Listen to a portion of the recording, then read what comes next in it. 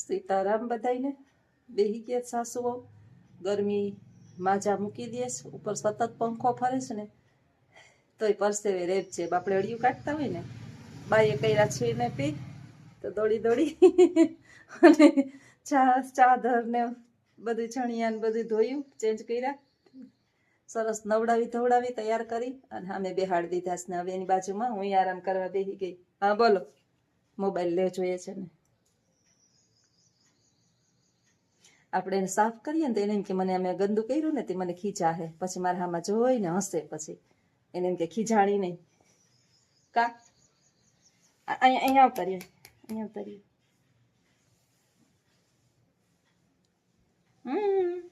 બસ બે હાઈ બાચા રાખવાનું, પછી પાવ પીઠ છે ને તપે, આ તપે પછી આ છે ને આ તપે થોડીક વાર બે હાઈ.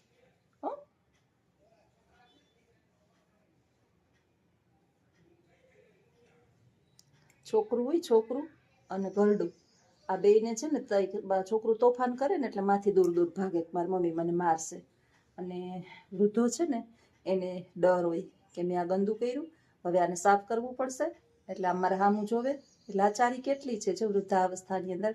ભગવાને હારું મને સદબુદ્ધિ, હે ઈશ્વર, હું તો એમ કહું છું કે મારી બુદ્ધિ ન બગાડજે દીનાનાથ, મને ક્યારેય ગુસ્સો ન આવે, મારા મનની અંદર ક્યારેય ક્રોધ ઉત્પન્ન ન થાય, અને એવી મનની અંદર કોઈ દિવસ એવો વિચાર પણ ના આવે કે હે આ બધું મારે કેમ કરવું ને ક્યારે મને આમાંથી મુક્તિ મળશે.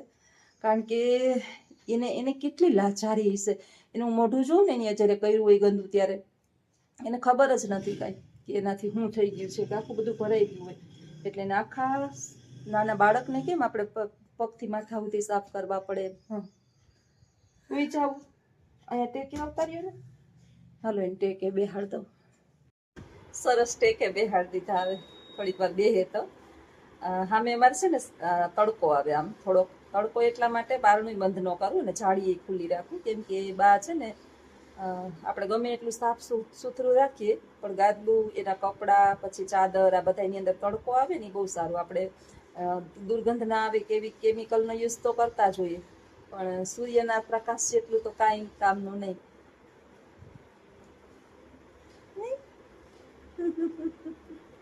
એ જ એનું મોઢું જો કેવું થાય છે, પ્રેમથી તમે એને સાફ કરો, વાલ કરો. આપણે નાના છોકરાઓને જેમ આપણે બધી કેમ આમ સરસ મજાનું એવું એને હું કર, આમ પ્રેમથી ધીમે ધીમે ધીમે ધીમે આમ દુખે. ગઢાવને તો બહુ ધ્યાન રાખવું પડે. નાના છોકરાની ચામડી એ એકદમ સોફ્ટ હોય, અને આ બાની ચામડી જે છે ને હવે લોહી વિનાની, ચરબી વિનાની હોય, એને જરાક તમે અડો ને તો બહુ દુખે. એટલે હજી તેડે ને તોય રાડું નાખે. મારાથી રાડું નથી નાખતા, આપણે ખબર હોય કે આપણે બાળક ઉછેર્યા હોય ને એટલે મારે ઓલી દીકરીનો અફસોસ હતો ને, અમારે એક દીકરો હતો ને તો મને એવી ઈચ્છા હતી કે ઈશ્વર મને એક દીકરી આપે. આપણે માં છે ને એ દીકરી, મા દીકરીની રાઈજાઈ કરે, પણ એક રીતે સારું છે દીકરી નથી ને, કેમ કે સારું હોય ને દીકરીને તો મા બાપ બહુ સુખી હોય. અને જરા કંઈ ઘરની અંદર એને કાંઈ પ્રોબ્લેમ હોય ને તો દીકરી જેવી દજાણે કંઈ નથી. નહીં, આ ચક્કીમાં દીકરી જ છે ને અટાણે.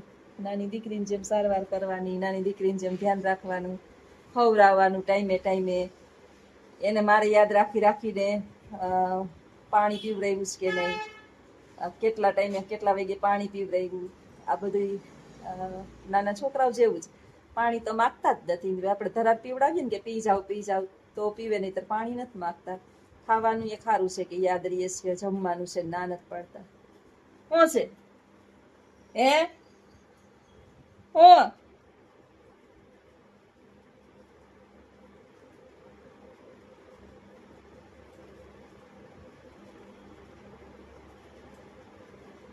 હા દેખાય કોણ છે?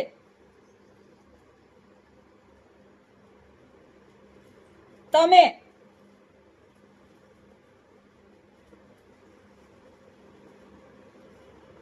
બાના છે જૂનવાણી ફોટા, કોક કહેતું હતું કે બાના જૂનવાણી ફોટા હોય તો બતાવજો.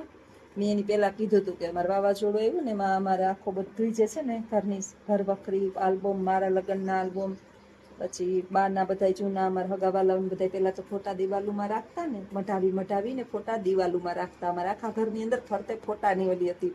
ને નળિયાવાળા મકાન હતા, નળિયા ઉડી ગયા ને ઘર સામાન બધું ગાદલા ગોદડા બધું સામાન, ત્યારે અમારે બધું બહુ બગાડ થયો હતો, બધું બગડી જ ગયું હતું એમ કહીએ ને તો હાલે. 90% ઘરની ઘર વખરી જે છે ને એ બગડી ગઈ હતી વાવાઝોડાની અંદર. 1999ની વાત છે.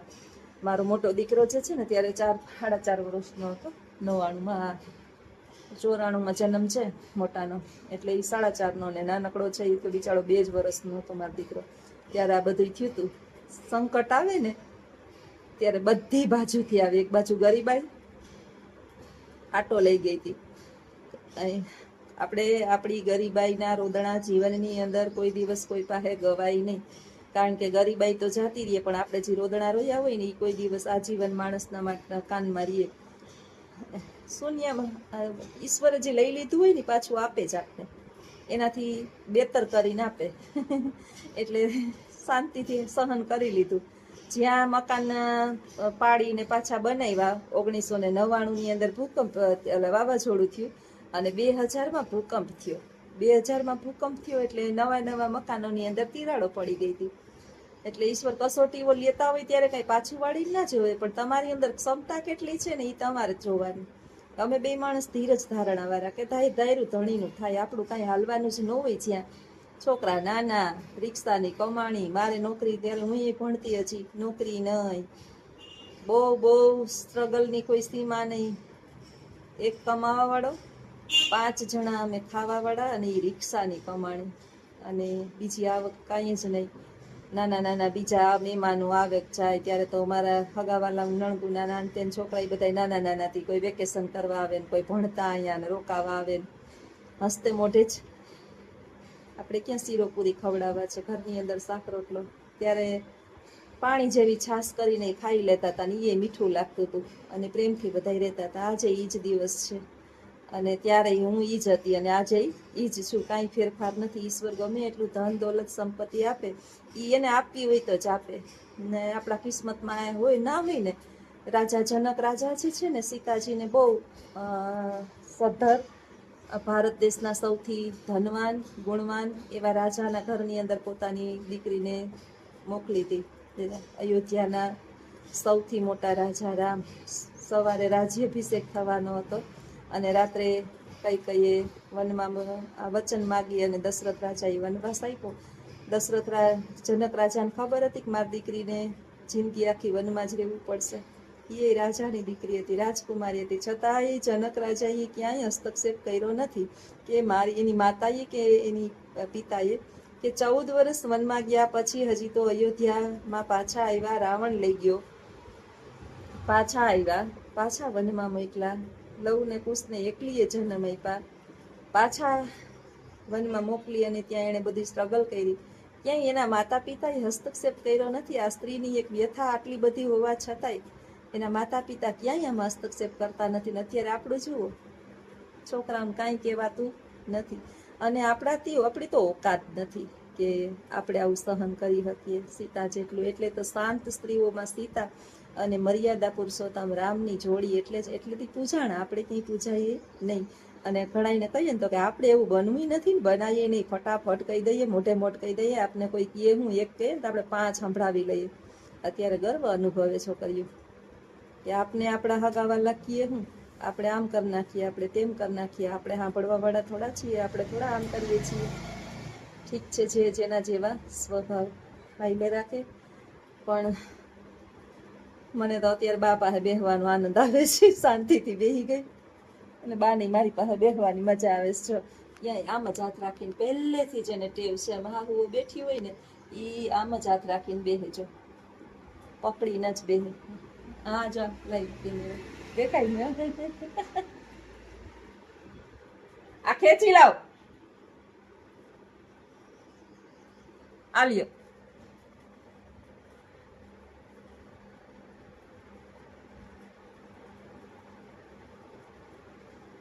બોલતા જ નથી કઈ. તો હાલો હવે ભલે બેઠા હોઈએ ને હું થોડુંક કામે વળગું. આવજો. સીતારામ. વિડિયાની અંદર આગળ બન્યા રહેજો. સીતારામ બધાને. વાગી ગયા છે 5, પોણા 5. 5માં થોડીક વાર છે, 5-8 મિનિટની. અને શાંતિથી પંખો ચાલુ કરી અને બેહી ગઈ સોફા નીચે. બાઈ શાંતિથી બેઠા છે એટલે નિરાશ છે. ભગવદ્ ગીતાના શ્લોક હું ક્યારેક ક્યારેક યાદ કરતી હોય ને તો એક એક શ્લોક જે છે ને આપણને કેટલું બધું જીવનની અંદર જ્ઞાન અર્જિત કરે છે.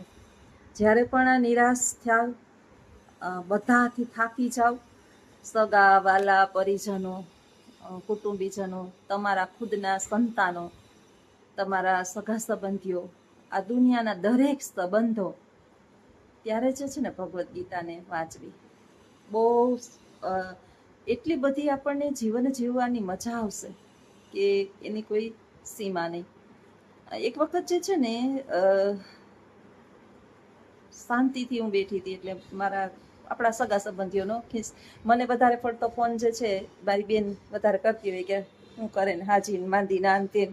એટલે બેની કે તને ક્યારેય કે મનની અંદર એવો વિચાર ના થાય કે તારો એક દીકરો છે એ કચ્છમાં છોકરી રમાયડા જેવડી, એક છોકરા ને 2 જણા પોલેન્ડ. મને પૂછે છે તમારે કેટલા સંતાનો, એટલે આજે હું પાછો એ ટોપિક ઉછેરું છું. 2 દીકરા છે મારે, એક મોટો દીકરો અને વહુ. એની નાની ઢીંગલી છે 1.5 વર્ષની, એ કચ્છમાં સરકારી શિક્ષક છે, ગવર્મેન્ટ જોબ કરે છે. અને નાના જે છે એ પોલેન્ડ છે, વિદેશમાં છે. એને હમણાં વર્ષ દિવસ થઈ જશે. એ પહેલાં વિદેશ હતો અને હવે યુરોપમાં ગયો. એકલી ને એકલી બાની આખો દિવસ સેવા કરવાની, નોકરી કરવાની, કામ કરવાનું. તને ક્યારે જીવનની અંદર એમ ન થાય કે એકલું લાગે? એટલે મેં સરસ જવાબ આપ્યો કે ભગવદ્ ગીતા તમે 2 બહેનું છે ને વાંચો બેન, ભગવદ્ ગીતા વાંચો એટલે જેવું મને શાંતિની અનુભૂતિ થાય ને એવી તમને થશે. જન્મીને હું ત્યારે હું એકલી જન્મી હતી. મૃત્યુ પામીશ, હું એકલી મૃત્યુ પામીશ. વચ્ચેનો જે માર્ગ જે છે એ જીવન છે આપણું, અને એ જીવન કેમ પાસ કરવું એ ઈશ્વર ઉપર આધારિત છે. એમાં આપણું કાંઈ ન ચાલે. ઈશ્વરને આ બધું મંજૂર છે કે એકને આમ મોકલી દેવાનું, એકને આમ મોકલી દેવાનું, આને બાની સેવા કરાવવાની છે, તારું કર્મ આ છે, તારે આ જ કર્મ કરવાનું છે, અને આમાં તારે ખુશ રહેવાનું છે. જ્યાં સુધી બાની સેવા થશે ત્યાં સુધી છે નસીબની અંદર, ત્યાં સુધી હું શાંતિથી પ્રેમપૂર્વક કોઈ પણ પ્રકારના ગુસ્સો કર્યા વિના કરવાની જ છું, અને મારી પૂર્ણપણે ફરજ નિભાવવાની જ છું. અને રહી વાત એકલાની, તો જે માણસને એકાંતમાં મજા છે ને એવી જીવનની અંદર ક્યાંય મજા નથી. એકલું જીવતા જે માણસ શીખી જાય એ માણસને પછી માણસની અંદર ના ગમે. હું કે બહાર ગઈ હોય, મને લગભગ ગમતું જ નથી ક્યાંય જાવું આવવું, રખડવું ફરવું હરવું. હર મને લખું ને આશા એમ કે હાલો આપણે કદાચ વાં જઈએ, પણ હું નથી જતી. જઈએ તો ક્યારેક એક દિવસ પૂરતા ગયા હોય તો મારો જીવ જે છે એ હલવલતો હોય. જે વ્યક્તિનું મન જે છે એ ઈશ્વરની આરાધનામાં લાગ્યું હોય, જેને એવો વિચાર આવ્યો હોય કે હંમેશાને માટે આ જીવન ક્યારે પરિપૂર્ણ થઈ જશે એની તો ખાતરી નથી. જેટલો પણ સમય મળે એટલું આપણું કર્મ જે છે એ પૂર્ણપણે પૂરું જલ્દીથી કરી લ્યો, અને પછી બસ બિસ્તરા પોટલા લઈને ભાગો. રિટર્ન ટિકિટ ક્યારે આવશે કોઈને ખબર નથી, અને પછી અફસોસ રહી જાય કે હાય રે આ મેં આ પૃથ્વી ઉપર જન્મ શું કામ લીધો? આવું કરવા જ લીધો તો મારી તારી. કોકની પતેડી ધમવાનું, કોકના ઘર ભાંગવાનું, કોકનું અપમાન કરવાનું, કોકને દુઃખ આપવાનું. ભગવદ્ ગીતાની અંદર તો સરસ મજાનું કહે છે કે તમે કોઈને મન, વચન કે કર્મથી પણ કાંઈ કહો ને તો એ પણ તમારે ભોગવવું પડે. એનું દંડ આપણે ભોગવવું પડે. તો સારું છે કે હું ટુકડીઓમાં બેસતી નથી, એટલે કોઈની વાત સાંભળતી નથી. મારી પાસે કોઈની આઘા પાછી થતી નથી, એટલે હું આનો પાપનો ભાગીદાર બનતી નથી. જાણતા અજાણતા આપણાથી કંઈ કર્મ થઈ ગયા હોય અને એની સજા આપણે ભોગવતા હોઈએ, આ ભાવની અંદર પરિપૂર્ણ કરી લઈએ. અને રહી વાત એકલાની, તો એકલાની અંદર જે ઈશ્વરના આ નામની આપણે આરાધના કરવાની મજા આવે એ લગભગ ઝાઝા માણસોની અંદર મજા નથી આવતી. આપણે વિક્ષેપ પડે છે. એટલે હાલતા ચાલતા હરિનું નામનું સ્મરણ કરીએ અને આપણું કાર્ય પરિપૂર્ણ કરીએ એટલે જીવનની જીવવાની ખૂબ જ મજા આવે. ભગવાન શ્રી કૃષ્ણ કહે છે કે જે માણસ પ્રવૃત્તિમાં, નિવૃત્તિમાં, કાર્યમાં, અકાર્યમાં, હર્ષમાં, રાગમાં, દ્વેગમાં, આવેશમાં, લોભ, મોહ અને ક્રોધમાં, આ બધામાંથી જે મુક્ત થઈ જાય ને એ મને પ્રિય છે. પ્રયત્ન કરું છું હું કે હું આ બધામાંથી મુક્ત થાવ, પણ લગભગ ક્યારેક ક્યારેક આપણે આવેગમાં આવી જતા હોઈએ છીએ, કોકને ન ગમતું વાક્ય પણ આપણાથી બોલાઈ જતું હોય છે. પ્રયત્ન 100% હું કરું જ છું કે આવું હું બનું. બહુ અઘરું છે આ બધું બનવું, પણ ચોક્કસ એક દિવસ હું કરીશ આવું. ઈશ્વરને પ્રિય થવાનું આ દુનિયાના એક પણ વ્યક્તિને મારે પ્રિય થવું નથી, એક પણ ને નહીં. શું કરું કોઈને પ્રિય થઈને? મારે ક્યાં કોઈને સાથે જોડીદાર તરીકે ઉપર લઈ જવાના છે? એટલે હું મારા બહેનોને એમ કહેતી હોય કે બેન, શું કામ મોહ રાખવો જોઈએ આ દુનિયાના લોકો સાથે? જે સંબંધ નાશવંત છે, યથાવત કંઈ નથી. અહીંયા બધું નશ્વર છે. આ જે છે ને એ એક કતલખાનું છે, મૃત્યુલોક છે. અહીંયા કંઈ કોણ કપાશે એનું કાંઈ ખબર નથી. સરસ મજાની ગાય ભેંસ બકરા પાડ્યા હોય અને ઘાસ નાખી પંખા નીચે બેહાડ્યા હોય, અને પછી એનો વારો કાપવાનો ક્યારે આવશે, એમ આપણી ટિકિટ ક્યારે આવશે ને આપણે ક્યારે કપાઈને ઉપર વયા જાનું, કાંઈ ખબર નથી. એટલે જ્યાં સુધી ઈશ્વરે આપણને અહીંયા મોકલ્યા છે મુસાફરી કરવા માટે, એ જીવન દરમિયાન એક જ મારી પ્રાર્થના છે, અને લગભગ આ રસ્તે લગભગ બધાએ વળી જવું જોઈએ કે પ્રભુ પાસે એક જ પ્રાર્થના છે કે ઈશ્વર, બસ તારા ચરણ સિવાય અને તારી નામની આરાધના સિવાય મારે કોઈનો સાથ કે સંગાથની જરૂર નથી. તું છે તો બધું છે, તું નથી તો કાંઈ નથી. એટલે હવે વિચારવાનું કે જેની સાથે 1000 હાથવાળો હોય અને એનું નામ એની સાથે હોય, પછી એને 2 હાથવાળાનું શું કામ હોય? મૃત્યુ પછી આપણા સાથે શું થાય આપણે શું લેવા દેવા છે? ઈશ્વર જે છે એની મૃત્યુ, આ જગત છોડીને મૃત્યુલોકમાંથી જવું પડ્યું હતું, તો આપણે કઈ વાડીના મૂરા છીએ? અને શું કામ ખોટે ખોટા મોહ રાખીએ?